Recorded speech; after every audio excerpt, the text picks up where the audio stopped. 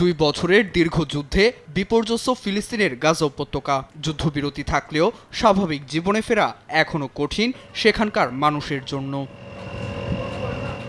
তবে ধ্বংসস্তূপ আর সামরিক আগ্রাসনের মধ্যেও অসম্ভবকে সম্ভব করে দেখিয়েছেন চিকিৎসা বিভাগের 168 জন ফিলিস্তিনি শিক্ষার্থী। মানবিক সংকটের মাঝেই পড়াশোনা করে পরীক্ষা দিয়ে তারা অর্জন করেছেন উন্নত চিকিৎসা ডিগ্রি।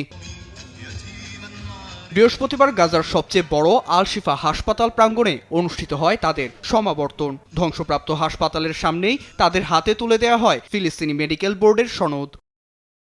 গাজার স্বাস্থ্য মন্ত্রণালয়ের এক কর্মকর্তা বলেন, এই অর্জনের সূচনা হয়েছে যন্ত্রণার গর্ভ থেকে, যেখানে ইসরায়েলি বোমাবর্ষণ আর রক্তপাতকেও হার মানিয়েছে তারা। নতুন গ্র্যাজুয়েট চিকিৎসক আহমেদ বাসিল বলেন, ধ্বংসপ্রাপ্ত ভবনে দাঁড়িয়ে উচ্চতর শিক্ষা অর্জন করা বিশ্ববাসীর প্রতি একটি শক্তিশালী বার্তা। শত প্রতিকূলতার মাঝেও গাজার মানুষ মানবিকতা ও বৈজ্ঞানিক অগ্রগতির পথে অটল। বিশ্ব স্বাস্থ্য সংস্থা WHO মতে গাজায় ইসরায়েলি আগ্রাসনে অর্ধেকের বেশি হাসপাতাল ধ্বংস হয়ে গেছে। প্রাণ হারিয়েছেন শত শত স্বাস্থ্যকর্মী। চিকিৎসা সরঞ্জামের তীব্র সংকটের মধ্যেই সেবা চালিয়ে যাওয়া বড় চ্যালেঞ্জ হয়ে দাঁড়িয়েছে।